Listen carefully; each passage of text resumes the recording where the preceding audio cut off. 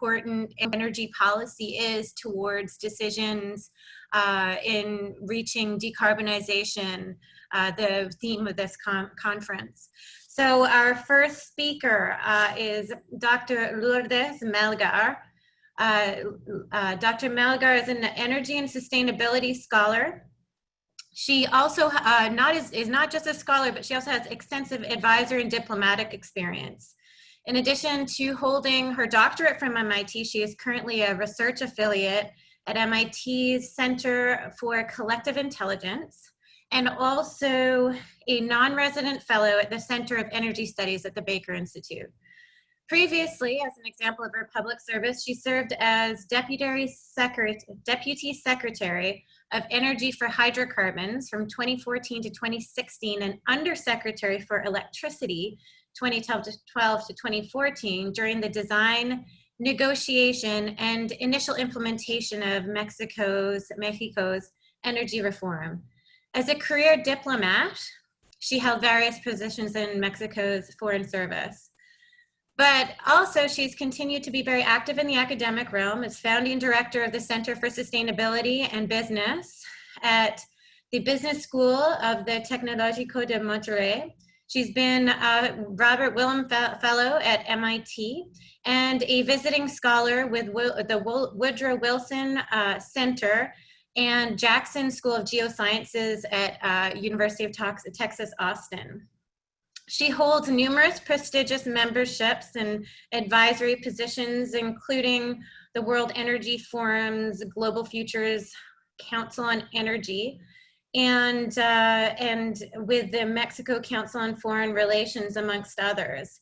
Her broad impact, before I pass it over to her, has been clearly broadly recognized, and one example is being on Forbes's 2020 and 2018 list of 100 most powerful women in Mexico. The title of her talk is The Missing Link to Accelerate the Energy Transition, Building Socio-Political Support in the Era of Post-Truth. Thank you very much, Lourdes. Thank you very much. Good afternoon, everyone. Thank you for the invitation to participate in this very interesting conference today. I'm going to be presenting a work in progress that I'm doing with a political scientist by the name of Katia Puga here in Mexico. And so let me begin right straight. Our house is on fire. Our house is still on fire. Your inaction is fueling the flames by the hour, declares at the World Economic Forum Greta Thunberg, the teenager that has taken the world stage to generate awareness and bring about radical global action on climate change. The logic of her narrative is compelling. Why not acting when there is sufficient scientific evidence on the catastrophic consequences of climate change? We are running out of time. Despite scientific evidence, despite international agreements, despite available technologies and cost-competitive solutions, humanity is moving slowly on the greatest global threat. The question is why? The IPCC has told us that we need to secure a path towards 1.5 Celsius degrees by the end of this century, which will need ambitious mitigation actions indispensable to limit warming while achieving sustainable development and poverty eradication. In this talk, I'm going to be addressing the challenges to accelerate the energy transition. All the elements are already here to move forward. Yet what we are seeing worldwide is a dispute over the energy sector, where we can clearly find two camps.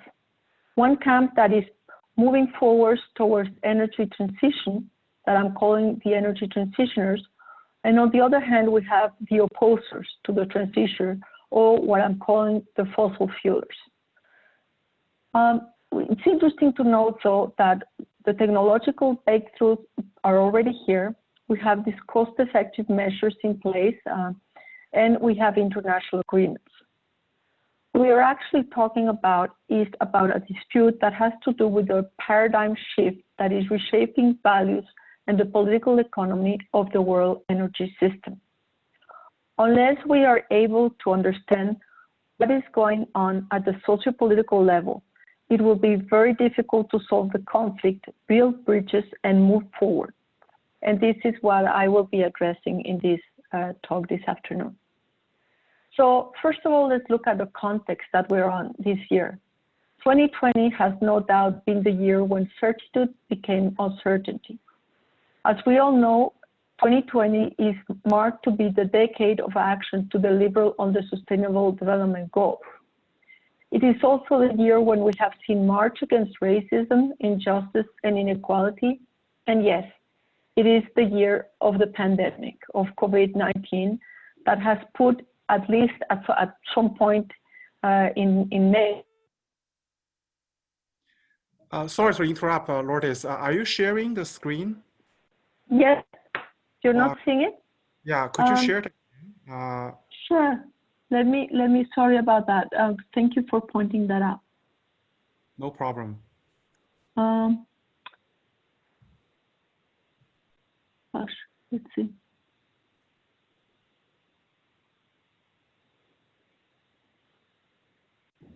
It's not allowing me to share. Oh, let's see. Can you see it now? See it now. Yeah, That's now we see it. screen. So if you put up your presentation, we'd be fine. Oh, very sorry about that. Okay. So Great. here we are. Thank you. Okay. So I was right about here talking about the lockdown, where we are talking of about 4 billion people in lockdown in May. And this, of course, has had a terrible impact on the economy, with a deep economic collapse, which has an impact on energy markets. And for the first time, we have seen oil prices go negative in April. So 2020 is really the year when we are pushed to put a question to us as humanity. Are we going to act on climate change, or are we not? And so I'll go a little bit fast over these first few slides, because some other speakers have already addressed some of this. But as you know, energy-related CO2 emissions have dropped dramatically due to COVID. And here you can see this graph that the IEA published a month ago, where we can see a decline of 8%. We are expecting a decline of 8% in 2020, which will bring us to a level of emissions close to what we had at the beginning of the past decade. Now, the concern is, and of course, most of this reduction is due to a reduced use of coal. The concern is that experience shows that usually we have a large rebound after a crisis. And so the concern is, are we going to see that at the end of this pandemic, or are we going to learn the lessons and try to move towards a cleaner path? We are already seeing a lot of discussions and commitments towards a cleaner, greener New Deal recovery, with significant investments being announced by the European Union. But also what we are seeing is that if we look, for instance, at the Energy Policy Tracker, which tracks the commitments of G20 countries in the energy sector for the recovery, we are seeing a major commitment towards fossil fuels than to cleaner energies. So, of course, this is most important because, as you know, energy production and use accounts for 2/3 of greenhouse gas emissions. And if we want to hit the 1.5 degrees Celsius goal, we required an annual reduction of 7.6% cuts in greenhouse gas emissions by 2030. There is a promising consensus on the impact that policies in the energy sector bring, in the sense that we are seeing policies that already exist that we can use, such as energy efficiency, renewables, and even technologies that are almost here, like capture carbon and storage, that would allow us to meet this challenge. Additionally, we have seen a very sharp decline in renewable technologies, bringing very competitive prices of energy generation in the electricity sector in particular. Also, what we see is that in the power mix, we're seeing a significant decline of coal generation, And this is for the first time in 50 years. But yet, this means that at least 60% of electricity is still being generated with fossil fuels. So we still have a significant challenge ahead. Now, there is also, we need to look also at what has happened with the international agreements. And here, there is also a lot of elements for hope, because as we know, we reached the Paris Agreement, which was a historic agreement in 2015, where over 197 countries signed the agreement. But we have to look at this as an evolution coming from the first time in 1992, where we had the Framework Convention on Climate Change, where the concept of common but differentiated responsibilities and respective capabilities was established. We moved through the Kyoto Protocol and the special focus on the economics of climate change to get to really nail the issues and get to targets where we could limit the increase of temperatures to 2 degrees Celsius, with an effort to keep it at 1.5 degrees Celsius through the national determined contributions of countries. Now, there was a lot of enthusiasm coming out of Paris, but 4 years later, what we are seeing is that we are falling behind.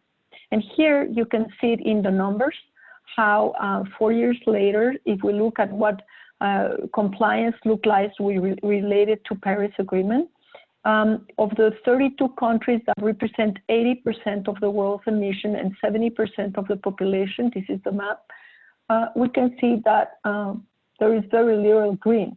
And Dan already mentioned Morocco is one of the very few countries, if not the only country, that is on track for the 1.5 Celsius path.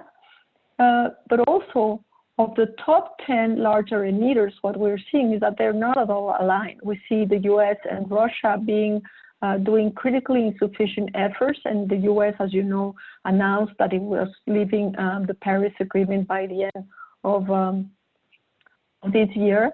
And and so this is a big issue that will be also determined in the US election. But we can see that even other significant players are really not acting as much. More importantly, this year, 2020, countries were supposed to update their national determined contributions and their targets.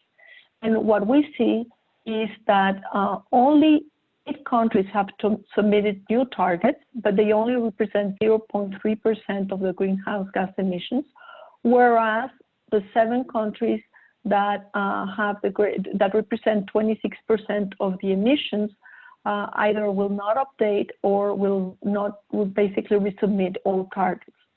So we are lagging behind in terms of action. And here the question is, why is this happening? Why, if 4 years ago, or almost 5 years ago, there was so much enthusiasm, why is it that now we are falling behind? And I would say that in order to answer this question, we need to look at the politics of it all. We need to look at the primacy of fossil fuel in the energy sector, under is being at play right now, why it is that different countries are having different views, and understand what it is that defines the politics and therefore the policy in each nation. And a very important point is what is the national socio-technical imaginaries that are at play. How do countries define their national interests? How do they understand national sovereignty? And how do they view the role of the state? And what we are seeing here is that increasingly countries are going back to their understanding of their history, a history or a past that they are seeing as more important, more better for the people, and where also there is a rejection of ideas that come from the global scene, and placing more emphasis on the national.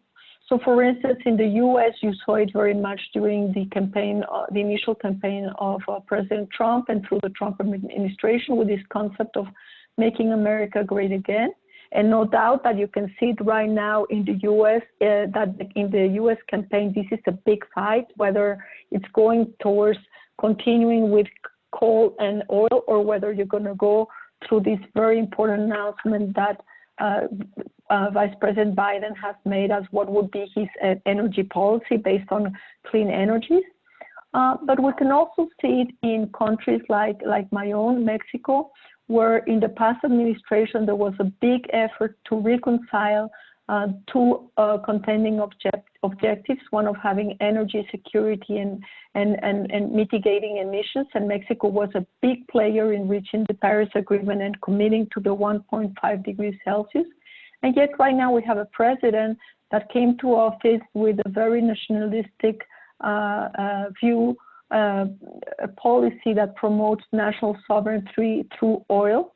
And oil is seen as what will bring us development. Oil is the head of national sovereignty, and therefore we are blocking the entrance of renewable energies into the electricity market, and the government is promoting not only producing oil, but also using coal and fuel oil for generating electricity.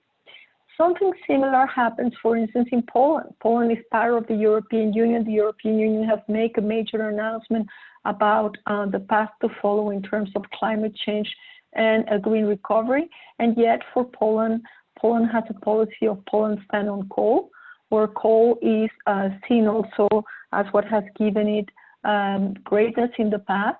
And therefore, even though they are promoting electric vehicles, there is a big emphasis on using coal as what fuels their electricity sector. What is really interesting, though, is that in some cases we're talking of countries that were elected already into power. In other cases, we're talking of countries where it is the opposition that is holding these views. And this is what we see, for instance, in France, where Marine Le Pen has rejected the policies that come from the EU, seeing them as paternalistic. And it's also very much what fueled the movements of the Yellow Vests in France of opposing carbon taxes on fuels. So we need to understand, if we want to be able to build bridges, we need to understand what is going on in terms of narratives that evoke emotions, that are very simplistic, that are based on post-truth, that reject science, reject facts, and reject data, and that if we cannot understand this, it will be very difficult to accelerate the energy transition. So what I propose is to look at the visions and the narratives. And first of all, understand that this debate that we're seeing in the energy sector is not just in the energy sector. We're seeing a global debate right now in terms of what is globalization, liberal democracy, socioeconomic development models. And so we need to put that in that framework. But let me take these two views and try to get a little bit deeper into them. On the fringes, we have the two most radical views. One is the radical socio-environmentalists, who have a narrative coming from the global south, one narrative coming from the global south, which is emancipation from both fossil fuels and renewables. But we also have the historically excluded voices and territories who suffered large environmental social impact associated to the extractive industries. And here we're talking in many cases of indigenous populations, not only in the developing world, also in the developed nations. Then we have the fossil fuel side, we have the deniers or skeptics, and these are the ones that see climate change as not posing an existential threat. They dismiss science, they don't see an anthropogenic nature to climate change, and their visions are around the scale and scope of the challenge as limiting feasible and cost-effective solutions. So in terms of the transitioners, let me detail three levels of understanding. First, we have those that come from the environmental side of things, the environmental, what I call the environmental transitioners. And they come very much from the environmental and anti-nuclear movement of the 60s and the 70s. They have a reluctancy towards clean and green. energy discourses and technologies, and also towards market mechanisms, but they have the silver bullet solution. Let's get 100% renewables and zero emission targets by 2050. How? They don't tell us how, it's just a matter that we can do it, and we should strive for that. Then we have the ones that I would say are in the middle. They are looking more, working more towards a diversified energy mix, where we can have fossil fuels and renewables, and of course where natural gas plays a role as a transition fuel. Their flexibility here is critical to transform the power system, supply and demand system, and clean technologies as carbon capture and storage, energy efficiency for industry, and challenges around energy use in transportation are part of the discussion. Then we have what I call the techno-transitioners, and these are the ones that have futuristic solutions. They are the ones that are fully aligned with the fourth industrial revolution, where they see electrification, decentralization, and digitalization as the full way to go. And of course, are working more on the R&D side of things, looking for solutions such as green hydrogen or electromobility. On the other side, the contending side of the fossil fuelers, we have also three different distinctive categories. First of all, I would like to talk about the development concern. And here it is important to note that we are talking mostly of least developed countries. These are countries that are fighting extreme poverty and access to energy, where there is a low per capita emission, and where they feel that, yeah, maybe climate change is a problem, but I did not cause it, and moreover, I have resources, I should be able to exploit them. In here, there is a very strong role of the state, and I would say the concern is what will happen if they follow this path of investing in the resources that they have when we have this trajectory in place, and where they could get indebted and have stranded assets in the very middle term. Then we have the fossil fuel producers and exporters, and these are countries, mostly oil-producing countries, that have fueled their budgets in terms of oil revenues. They have a rent-seeking approach towards fossil fuels that has driven the development. And at the same time, it's very interesting because fossil fuels are being used to finance the transition, particularly in the electricity sector. Here we have narratives that have to do with the idea of green oil barrels or clean coal as approaches and solutions. And then what I call the populist nationalists, which are those that really see conventional energy sources as the motor of development, as what makes a national interest and national sovereignty sense, that want to get back to traditional labor sectors and industries into their countries, and where they do not consider that fossil fuels can be replaced in the electricity mix. So my argument is we really need to understand where these different approaches come from and what it is that people's logic is in terms of the development of the energy sector and the future energy sector. Because if we are not able to understand, we will not be able to find what are these missing links to build the socio-political support for the energy transition. And the first thing is acknowledging and recognizing the existence of these contending visions that are rooted in different concerns on political economy, on technology, and at the socio-economical level. We need to keep in mind issues that usually are not in place in the discussion, but issues that have to do with justice, inclusion, territories, because without understanding that and without being able to look at it and figure out who are the winners and the losers in this debate, and how we can make sure that we can find a way to bring the losers into the winning camp so that they can see what the element of benefits of finding new jobs or being retrained or having new opportunities are. We will not be able to gather the needed support. This is why this is a big political struggle, because also what we're seeing is that in the winners of losers, we have elites, economic elites, political elites that are fighting for their turf.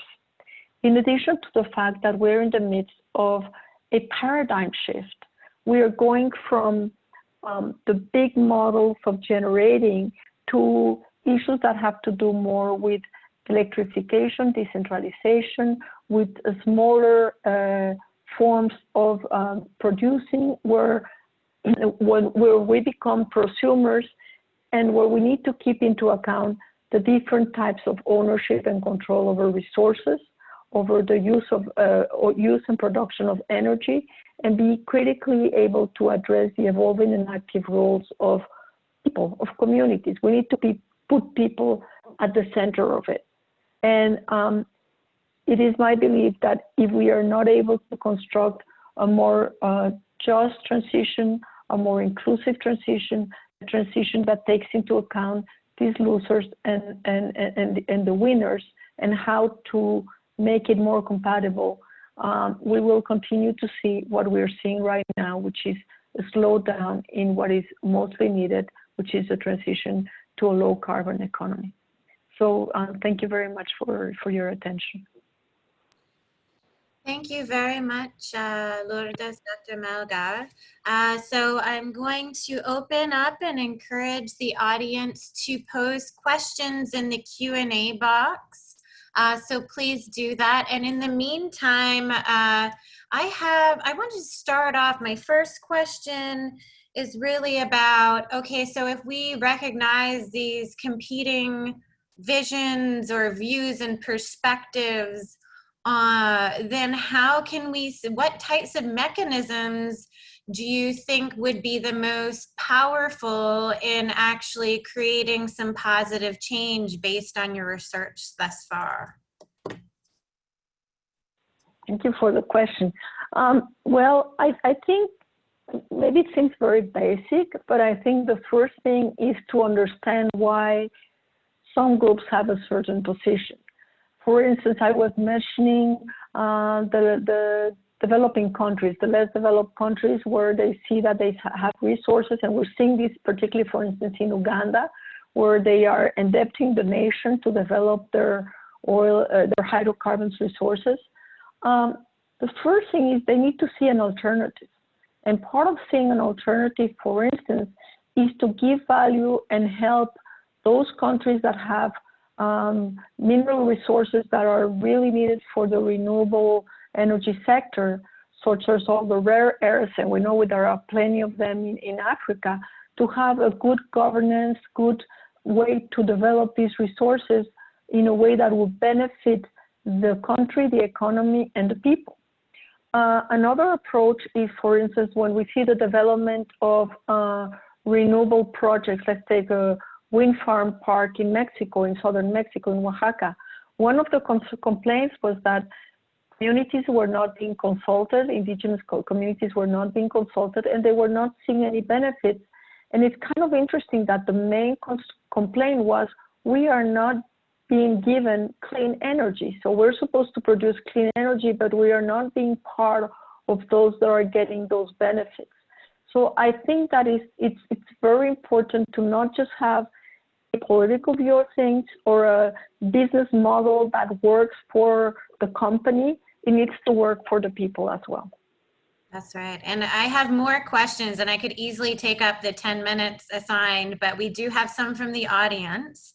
The first that's coming in asks, what kind of methodologies can be used to make space? It says methodology in science. I don't know if that means methodology in political science, or, but it says what kind of, let's presume what kind of methodology, or what do you think are insights or mechanisms that can be used to make space for new, better technologies against big business that has no interest to leave fossil fuels. And of course, some of your perspectives are very strongly linked to those types of interests. That's a very interesting question. I don't know if I'm going to have the good answer for it, but I think that one of the first things regarding each technology is we need to be able to look at the life cycle analysis and look at the impact. I mean, sometimes we are describing technologies that are being clean energies or low carbon energies, but we are not taking into account the whole cycle of it. And the impact, the social and environmental impact of a technology has also to be taken into account. So I would say that would be one of the first things, and be able to have data. I think many times we talk about things in the imaginary, but we need to have hard data to back it up. Yeah, I'm a big fan of hard data, so I agree with you 100%. We have more questions coming in. Hopefully I'll still be able to ask the rest of mine. Here's one that is very interesting, and actually is somewhat related to one of my questions, which is about heterogeneity of political systems. But we know we're dealing, you provided a lot of information about the different perspectives in a global matter. So this particular question is related to areas that are dependent on fossil fuels for jobs and revenue. I was born in Alberta, Canada, so that's one big example, right? So the energy transition will come at a quote unquote loss for the citizens and state. That's, it's at least perceived to be that way without adequate plan for a transition. Given that our carbon budget is non-zero, the person asks, should we acknowledge, this is an anonymous person, by the way, should we acknowledge that some jurisdictions might need to maintain some aspects of a fossil fuel economy? Now that's where the end of the question is, but then one could also say for some period of time. Yeah, I love this question. Let me begin by saying that I began to look at this question just from a Mexican perspective because I was puzzled by the fact that the current administration basically decided to put aside all the efforts that had been made to use the renewable energies that Mexico has and just center on oil as what will bring development to Mexico, what should fuel the economy, with not even caring about, let's forget greenhouse gas emissions, about particles of burning fuel oil with high content of sulfur. Now, it was interesting to note that this is happening in different parts of the world, precisely because what I mentioned. There are winners and players, and winners and losers, and sometimes the losers are not being able to recognize what they do have at home that they can benefit from. And one of the greatest examples I would take is Texas. Texas is actually sort of like the counter example, because Texas is known for being the hardcore oil and gas state in the US, and yet it is at times the number one, sometimes the number two generator of renewable energies, particularly wind, also solar, but also it's doing it without any subsidies. And so I think part of the thing is sort of changing our chip. It's like, let's not look at the past and what made us great in the past, but let's look at the 21st century. Where are we moving? Where is this going? What do we need in terms of reconciling environmental demands with energy demands? And I think if we are able to think out of the box, all the elements are there to be able to move forward. Wonderful, thank you. And so we have about another 5 minutes left. For those of you who are putting your questions in, and I think the other moderators will appreciate this too, and for the next talks, do feel free to just type in your name and position, because I wish I could recognize everyone off the bat. This is from Ivan Patricio Acosta Pazmino, who asked a question about Mexico. He says, or she says, I apologize, I think it's a he with Ivan. Yeah, he. Okay. In countries like Mexico, where the national state oil company has been struggling in the past years, and at a time where there's a huge solar resource, he asks, what is the most important missing link for the energy transition? And clearly this speaks very much to the heart of your message. Yes, I think the Mexican case is fascinating, and not because I'm Mexican, but because, as it was actually recognized also by a previous speaker, Mexico was very active in getting the Paris agreements in place. Mexico was the first the emerging economy that gave itself a climate change law. And during the energy reform, we designed a whole system to have clean energy options, clean energy certificate auctions that provided the lowest prices in renewable energies. And we were seeing these transitions speeding up. And then we have an election with a government that rejects everything that was done in the previous administration and basically puts all its bets on oil. And it's the bottom line here, the missing link to understand what's happening is first of all, is ideology. You have governments that have a very ideological view about how we should go about it. We have a lot of vested interests that are being defended, and sometimes these vested interests are linked to political interests, and therefore, if you have the political power, you will try to move what your view is on this. And then we have this issue of populism and post-truth, which is the rejection of data, the rejection of science, and the view that you have a different way or different approach that is better for all. So Mexico is one of the countries that has the most potential in renewables, not just solar, wind, also geothermal, but we are rejecting that and betting on oil at the same time that the oil company is losing a lot. And it's puzzling, but I think we need to think a narrative that is different, where we involve people, where people get consciousness about why this should matter to them and what the benefits for them are. Thank you. That's a very rich answer. So I have one question that's actually for all the panelists. So I'm going to reserve that for a little bit later. And I'm going to ask you one other question that I have. And it's, it's a question that I have intellectually. I'm an interdisciplinary scientist, but I work in this field a little bit as well, clearly not as extensively as yourself with this wonderful paper you presented. But my question is, when you start to think about these perspectives and the solutions, we have a lot of different political systems that are involved and, from varying degrees of federalism to authoritarian. So when you start to think through questions of how we can overcome some of these barriers, can you provide some insights in terms of how this might conflict or not conflict given the differing nature of the political systems involved? Well, I think part of what helps is when you have a more open society, or a more open, if you're talking of a democratic government in a democratic society where there is a way to have debates and where there is a way to put forward facts. That's easier than when you have a more closer or more authoritarian view of the world. However, I would like to say that there is also one issue, because often we talk about energy transition, climate change in this big, global thing.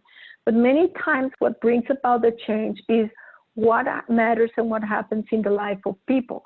And we see this very clearly, for instance, in China, where just a few years ago, these issues were irrelevant. And now we're seeing how fast China is moving in terms of boosting renewables. And it has a lot to do with the impact on health of people from the particles and emissions from generating with fossil fuels. The other thing is being able to link this with issues that have to do with social justice, climate justice, and new models of development, of economic development, where if we want to be able to bring in more people into better conditions in the world, issues such as electrification, the diversification, and the use of digitalization, as we are seeing right now, are just not leave people behind. So I think it is part to bring these issues into part of the narrative. If we cannot bring into the narrative these more like political elements like justice, politics, inclusion, it will be very difficult to move forward. Wonderful. Thank you so much. So, so why don't we wrap up there? And thank you very much, Dr. Melgar. And then I do Thank hope, you. My pleasure. yes, of course, I do hope you can stay on because I'll try to open up this Yes, question more for all panelists. Thank you so much. I will be here. Thank you. So next